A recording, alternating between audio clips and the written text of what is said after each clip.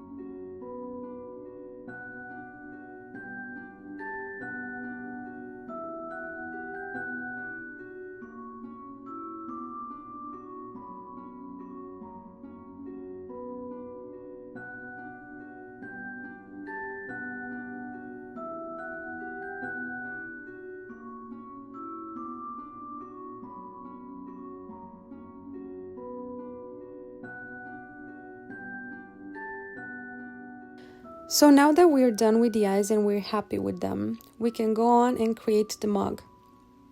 The mug is very simple to create. You just need a circle, press F to fill it, and then you can just extrude down on the Z-axis, scale it down, extrude, scale, and so on until you get the shape you're looking for. I decided again to follow the sketch I made, but if you're not happy with this type of mug, you can always go on Google or on Pinterest and find whatever reference you like and create that one instead.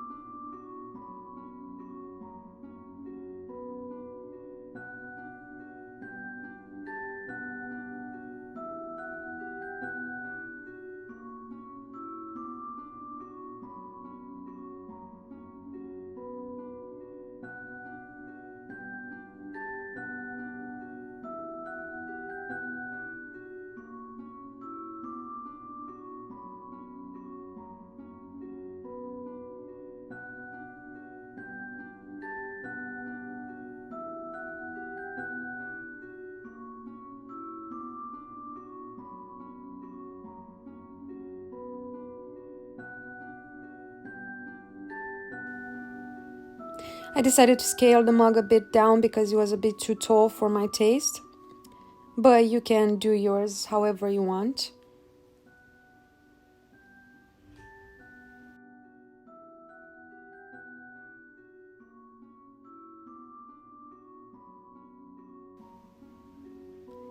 So we intrude and then we scale down and we get close enough to the bottom of the mug.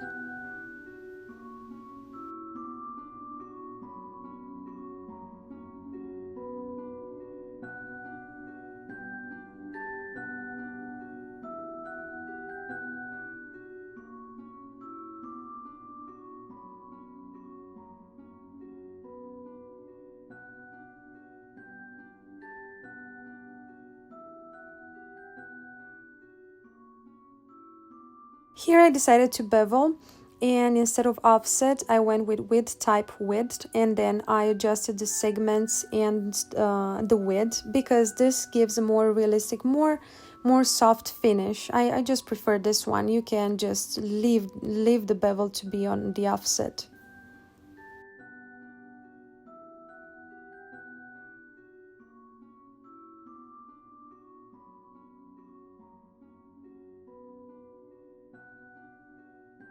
Don't bother with the spacing between the cat and the mug, because that one will actually be filled with the fur, so don't worry about that. We apply the bevel on the bottom as well. Don't forget to right click and smooth it out, and obviously apply the subdivision modifier. I ended up with 2 levels of subdivision modifier, 2 for viewport and 2 for render.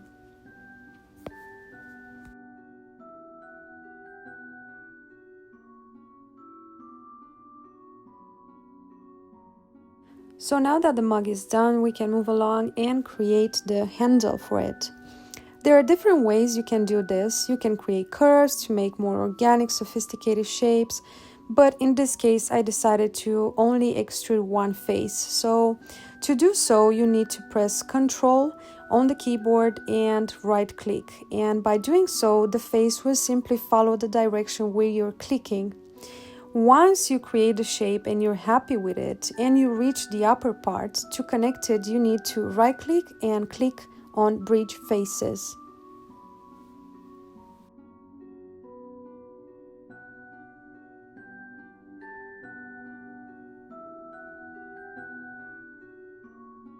Once the handle is done, you just have to go back and forth again to rescale certain segments, reposition, rotate. It's completely up to you and the shape you're following.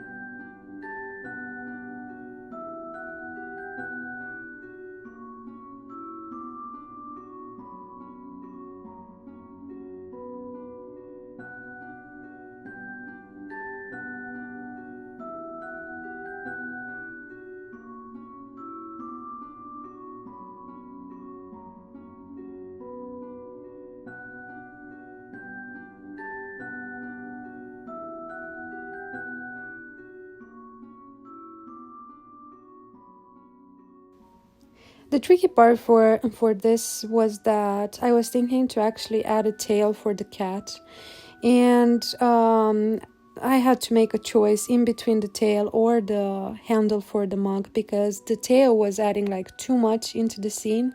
At least how was I picturing it, and I decided to imagine that the tail is underneath the cat in the mug, because even if I was going to put it in the back, it wasn't looking so good, because I've tried but I didn't even include it in the video. There was no point.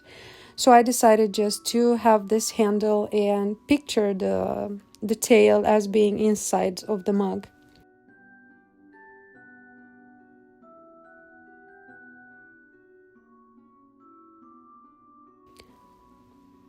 And here I'm rotating and scaling, as I told you, to give a bit of volume from the side.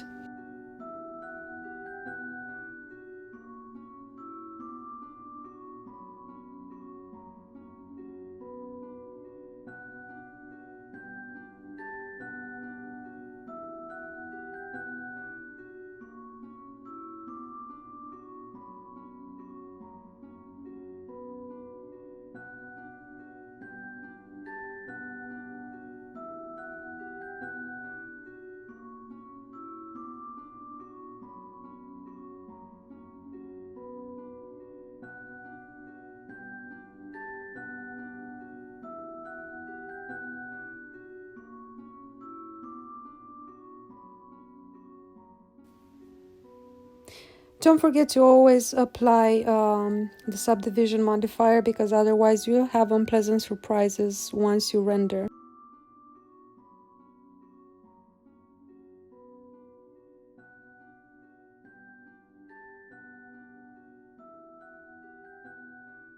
So now that we're done completely with the mug, we just have the plate left. We can jump a bit into grooming, just partially, because we'll get a bit later back to it. So in this case, in our case, we're actually using grooming to make the fur look messy. So here we're on the principle that the cat just jumped inside of the mug. So if we look in reality at a cat jumping inside of a box, for example, you see that the hair will get messy. So we're trying to reproduce the same thing here. So for this, we're going to brush the hair, going to make it a bit puffy, and we're trying to follow different directions to recreate this kind of realistic, messy coat of fur.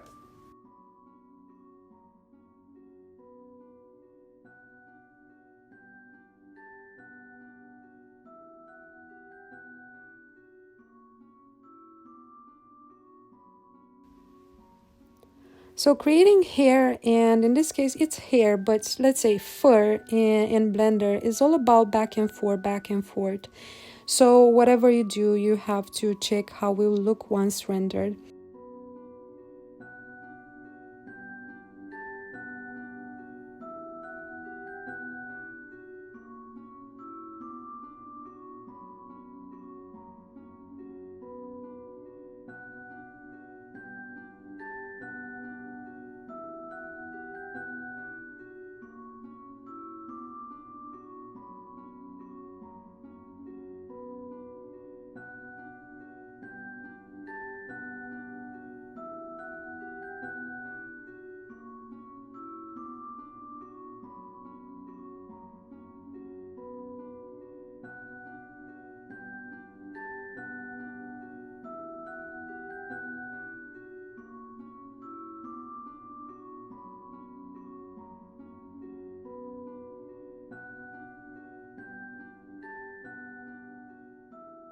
So now we can jump into creating the plate. And we start by adding a circle.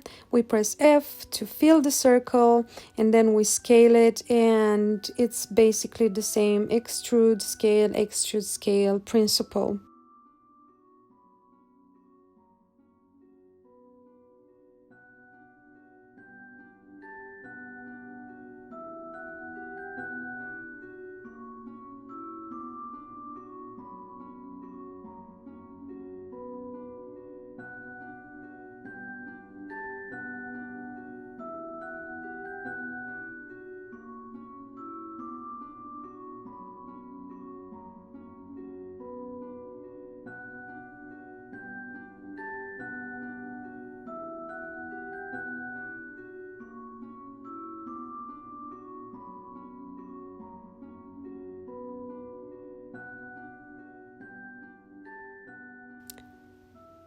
In this case, I was going a bit nuts with the size of the plate, so I decided to go a bit down.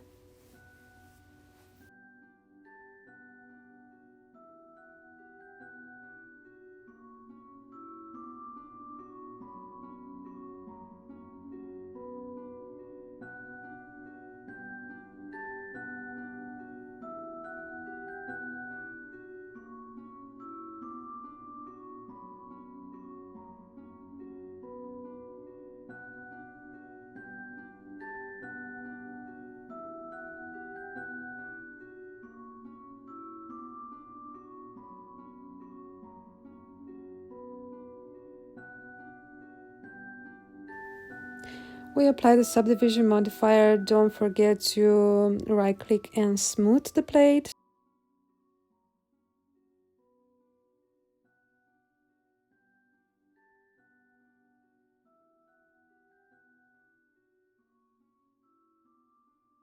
Then here I'm adding additional loop cuts to correct the shape of the plate.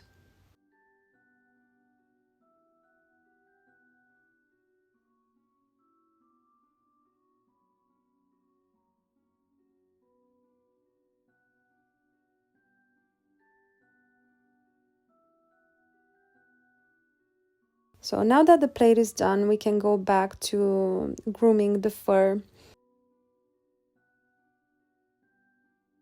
Here I'm adding additional fur, so it's the area I told you I was struggling with because no matter what I was doing, it was still bold. And I wanted this first layer to cover as much as possible the skin. You can increase and decrease the number of hairs you're adding. So for example, for me, the count here is 2. And here I decided to go on fast forward because it's a lot of back and forth. And for some reason, the cat is currently looking like a Furby. Do you know Furbies? It was madness some time ago with Furbies, and the movie is actually super cool. But yeah, so here we just go and add extra hair. So the goal for this layer of hair is to cover the skin as much as possible. And you don't need necessarily long hair. It can be short. The next layer should have an increased length, and you can groom it in the same manner, or you can just go on in different directions to make it as realistic as possible.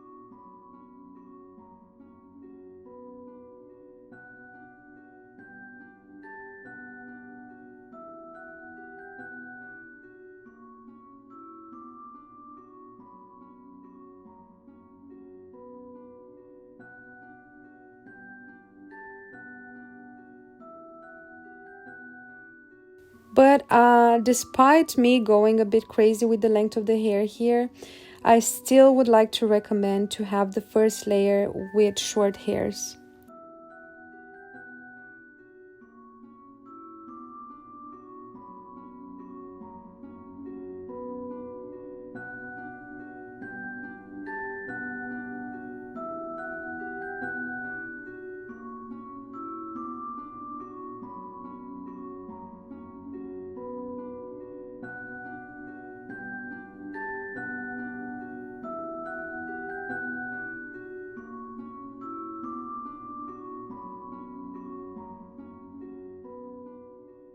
Now we're moving to the ears, and for the ears we're going for the same thing, a layer of short hair, and then we'll add only an additional layer of hair which will have the long ones to create this kind of fuzzy look.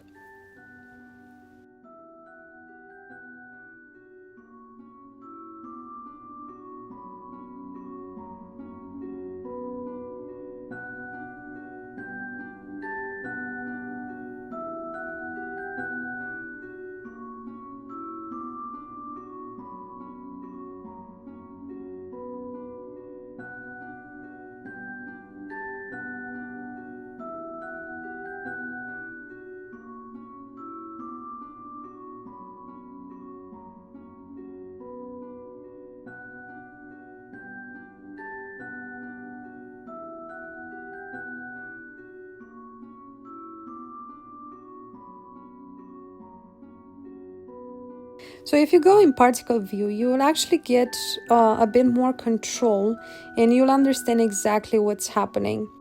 This is my first choice when it comes to grooming hair. This is what I was talking about, saying that you can make selections on the areas you want to work, and whatever you're applying won't affect the other particles around it. So the cat is almost done. All is left for you is to just duplicate the layers of hair.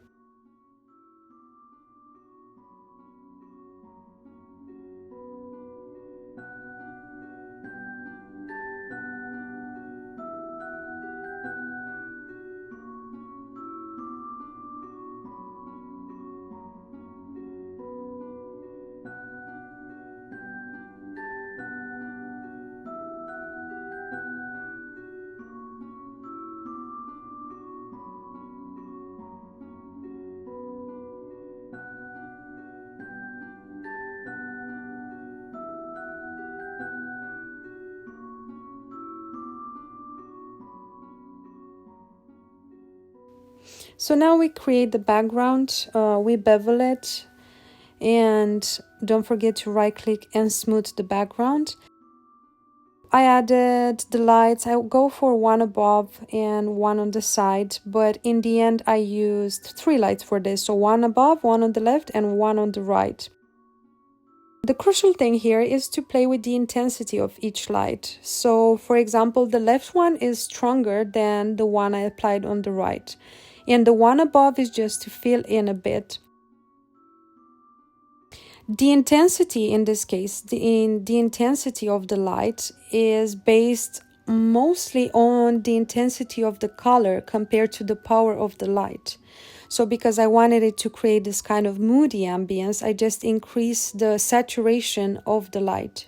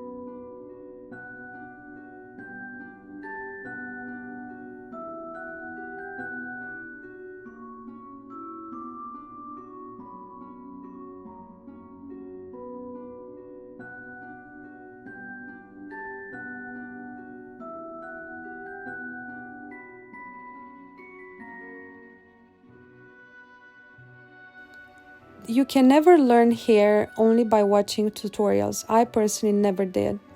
What actually helped me a lot was to use only one sphere and cover that sphere in hairs. So I created this particle system, and then another on top of each other on this sphere. But as a first rule, you just need one sphere, one particle system, and you can see while you go down in the menu how actually the hair is being like interfered with because of your settings.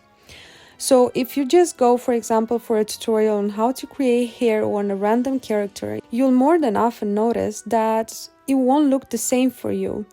And that is because of the size of your character. So for example, if you go online, like you go on YouTube, right, and you find how to create this hair, you see that what that person has on screen won't match with what you get on screen because the size of the character is different. And here's how it looks with the additional 3 layers of hair. The thing I have to mention is that the white hairs you notice on the fur are not because I changed the color, but because that's the 4th layer I mentioned. So the 4th layer, being outside the fur coat, gets more light and it gives it the fuzzy look I was talking about. So you don't actually have to change the color. So this is the end of our tutorial. Hope you enjoyed it as much as I did, and see you in the next video.